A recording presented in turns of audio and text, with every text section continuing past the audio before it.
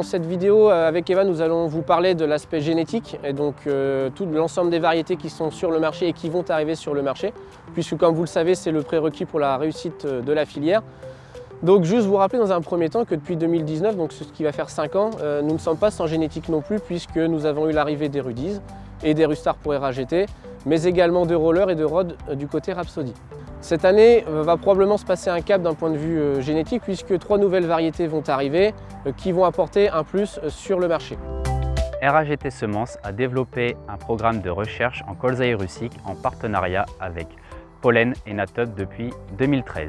Aujourd'hui, des variétés issues de ce programme de recherche cofinancé par Natop et RAGT sont disponibles, BNH 2873 et BNG 2670. Ces deux variétés ont été sélectionnées pour répondre à vos attentes d'agriculteurs.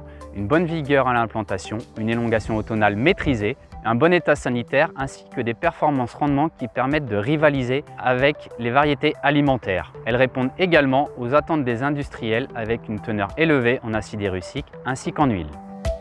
Aujourd'hui, nous arrivons avec une nouvelle variété qui s'appelle Reactive, une inscription de 2024 qui conserve et améliore les caractéristiques de nos deux variétés leaders, notamment cette vigueur à la plantation, ce comportement et ce dynamisme automnal. Cette variété va également apporter une amélioration du complexe FOMA pied sec et surtout le gros gap que l'on va avoir par rapport à nos variétés Ramsès et Roca, c'est un gap en termes de potentiel de rendement, puisque sur l'ensemble de nos expérimentations de 2021 à 2023, on a constaté un potentiel de rendement de 8 à 10% supérieur à la moyenne Ramsès Roca, qui nous permet de revenir au niveau des variétés de colza 00 et notamment sur ces mêmes essais, un niveau de 101 à 102% d'AKWS Feliciane.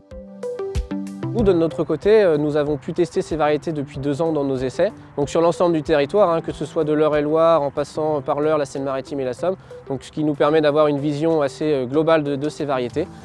Donc je vais laisser Evan présenter ces 3 nouveaux produits.